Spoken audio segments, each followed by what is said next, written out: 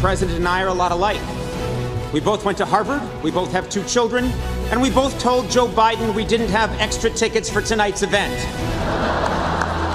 My charm offensive has helped me learn some interesting things about what's going on in Congress.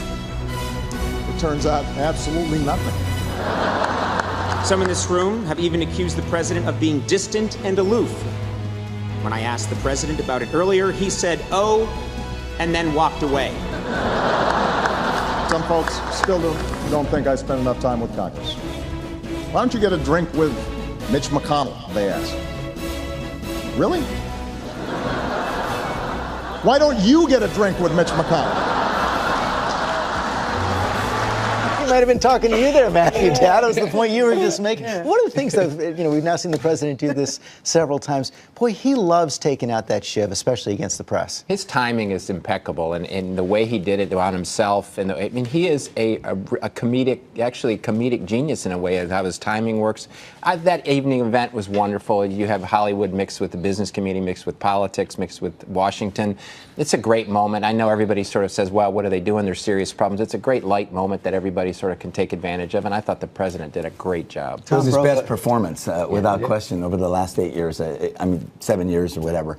5 years. But he just was phenomenal. The timing was perfect, as you said, and now we know what his next job will be. Exactly. You've had to do this a couple of times, right? Sure.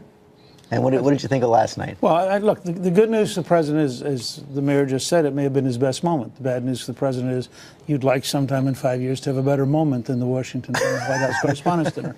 But he was very good last night. And George, we are getting, we saw Tom Brokaw come out of last year's dinner and say, this shows that everything that is wrong with Washington, the president and the press actually cozying up a little too much. He says it's gotten way out of control. No, that's far down on the list of what's wrong with Washington. I have to say I've never been to one of these things. Because it occurs. It occurs during night games, and I'm not going to miss those. Second, I'm such an ignoramus about popular culture. I don't know who I'm supposed to be excited to see. And third, it's a classic Washington moment where 2 people talking to one another, each looking over the shoulder to see if there's someone more famous they should be talking to. Multiplied by about 4,000 times. Exactly. It's a great networking event. I've been to over 25 of them. I chose not to go last night because I thought it was important for some of the young people who've been covering Boston to get a chance. But I did go to all of the pre-parties, and I'm happy to report that I have, in addition to thanks to People Magazine, I have a twist band. I have some tea. We can share that, George. And some happy socks. Some swag. We're going to have to end it all there. Thank you all very much. Great show today. And now we honor our fellow Americans who serve and sacrifice. This week, the Pentagon released the names of 3 soldiers killed in Afghanistan.